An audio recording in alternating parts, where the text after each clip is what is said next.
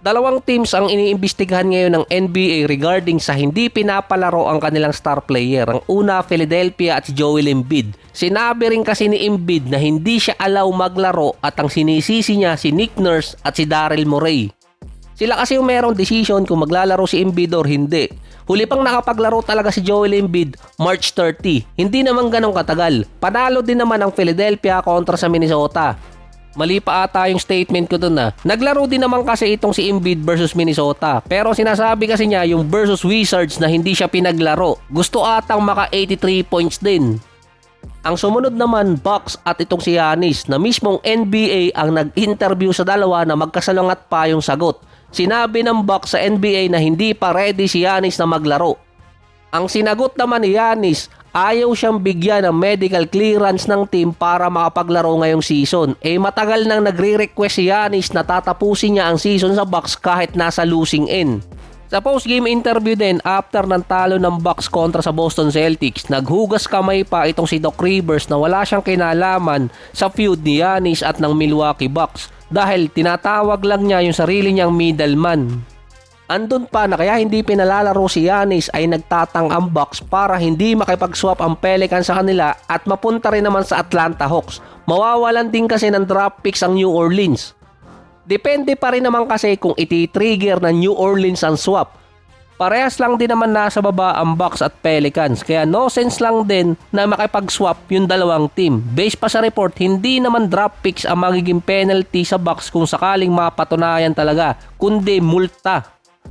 Isa pa doon, gusto di umano ng Bucks na maging healthy si Giannis papasok ng offseason para kung sakaling mag-decide silang i-trade siya, magiging mataas pa rin ang value. Mukhang nag-iisip na rin ng Milwaukee na hindi sila makakabuo ng isang contender na team. Dahil hindi naman si Giannis ang problema doon kundi yung binay-out nilang kontrata kay Dame. Maaga din kasi nalaglag yung Milwaukee Bucks kaya hindi na pinabalik itong si Giannis. Ang Dallas naman hinahabol na manalo si Flagg sa Rookie of the Year. Umiskor siya ng 51 points versus Orlando Magic pero talo pa rin doon ang Dallas Mavericks. Meron pa si Flagg na 6 rebounds, 3 assists, 3 steals, 19 out of 30 mula sa field at nasa 7 free throws lang sa total na 51 points. Na-eject pa si Jason Kidd at si Najee Marshall. Pinagtanggol kasi ng dalawa itong si Flagg sa mga referee dahil sa non-call. Kung nagkataon pa kasing nagtuloy-tuloy yung reklamo ni Flagg, baka siya pa ang na-eject at hindi niya naituloy yung 51 points. Inacknowledge naman ni Flagg yung ginawa ng dalawa ni Coach Jason Kidd at ni Najee Marshall.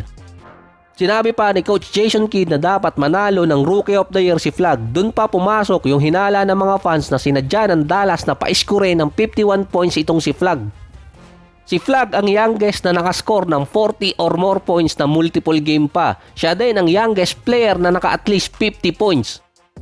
Mukhang iniiwasan na rin kasi ng Dallas yung narrative na worst trade dahil sa ginawa nila kay Anthony Davis at dito kay Luka. Dahil ang pumalit naman isang big time player din na si Flagg. Magtatapat ulit ang Wizards at Miami after ng ilang linggo na naka 83 points si Bam Adebayo. Pabiro pa dating hinamon ni Adebayo si Anthony Davis na tapatan niya yung 83 points niya.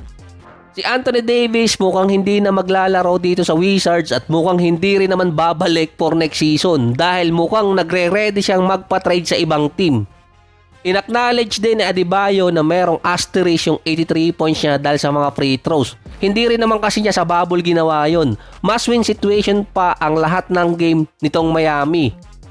Mukhang alam na rin kung bakit sinadya ni Bam Adebayo na umiskor ng 83 points. Dahil si Anthony Davis at si Bam Adebayo yung dalawang best defensive player na hindi nanalo ng Defensive Player of the Year award.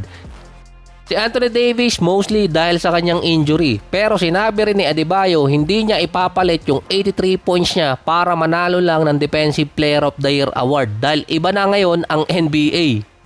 Dati kasi pinagtawanan ng mga former player na may podcast itong si Bam Adebayo nung gumawa siya ng sarili niyang fanbase. Yung bata sa TikTok na sinasabing mas better si Adebayo kumpara kay Kobe.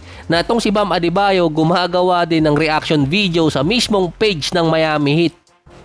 Ang Wizards naman, inaasahan nila makakabawi sila sa ginawa ni Bam Adebayo na 83 points. Pinagtawanan kasi sila ng buong NBA nun.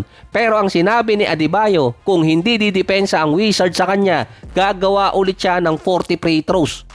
Yung game pa naman nila gaganapin ulit sa home court ng Miami bukas. Hindi naman expected na maglalaro na si AD at si Trae Young.